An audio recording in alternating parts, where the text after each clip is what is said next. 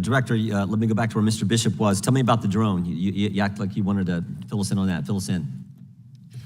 So we have recovered a drone that the shooter appears to have used. It's being exploited and analyzed by the FBI lab. The drone was recovered in his vehicle. So at the time of the shooting, the drone was in his vehicle with the controller. In addition, our investigation has uncovered.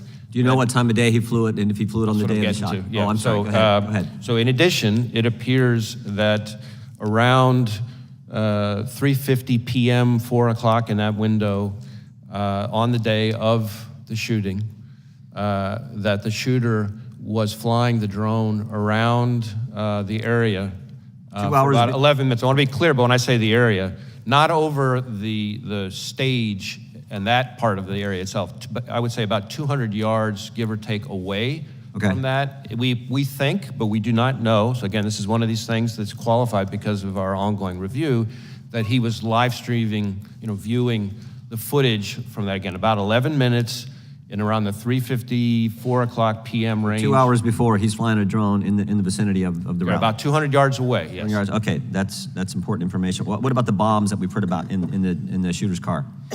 So again, the FBI lab is exploiting those explosive devices. Yep. We've recovered 3 devices, 2 in his vehicle and 1 back in his residence.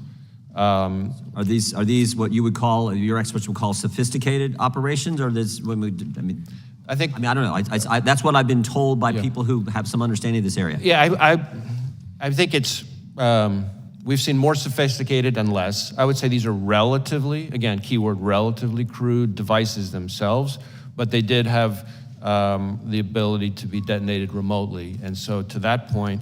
In addition to the 2 devices that we recovered out of his vehicle, there were receivers for those 2 explosive devices with the devices. And then on the shooter himself, when he was killed by law enforcement, he had a transmitter with him. Now, I do want to add one important point here, is at the moment, it looks to us, again, ongoing review, and I can't say that too many times, at a moment, it looks like because of the on-off position on the receivers, that if he had tried to detonate those devices from the roof, it would not have worked. Okay. But that doesn't mean the explosives weren't dangerous. And I'm sure we're going to get into all these subjects a little bit later as well. Tell us what you can about the encrypted platforms we've heard about.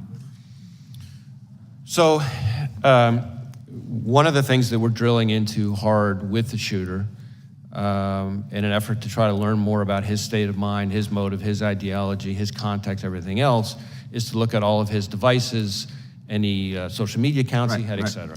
And one of the things we've learned in finally getting into his phone, which was also a significant technical challenge from an encryption perspective, but in addition, once we got on the phone, it turned out he was using some encrypted messaging applications. And again, the same question relative to the bombs: was this pretty sophisticated, or is this is the kind of the norm you see with folks like similar situation? How would you describe on this subject? I would say this has unfortunately now become very commonplace, and it's a real challenge for not just the FBI but state and local law enforcement all over the state. Tell me exactly the scope of does the scope of your investigation include what I call that critical 5 minutes from when the 6:09, when this is based, I think, on information you've given to Congress, 6:09 when the shooter's identified on the roof, and 6:14 when President Trump is ultimately escorted off, and all that happens, the shots that take place in between there.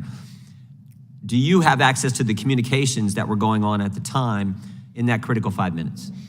So our investigation, when you say scope, our investigation includes that time frame, although focused again on the shooter himself and his day. Now, as part of that, he's obviously involved in that time frame. Correct, and as part of that, as part of our focus, our investigation of the shooter and the attack, of course, we are interviewing law enforcement from the scene, because those are some of the most significant witnesses, and we're obviously getting access to their materials and that kind of thing, and the Secret Service has been fully cooperative. You have access to the communications that exist there? That exact question, I don't, as I sit here at the moment, I don't know the exact answer to that question, but I know that Secret Service has been cooperative with us. The Congress would like access to those communications as well. I mean, not just that 5 minutes, although I think that's the critical time frame.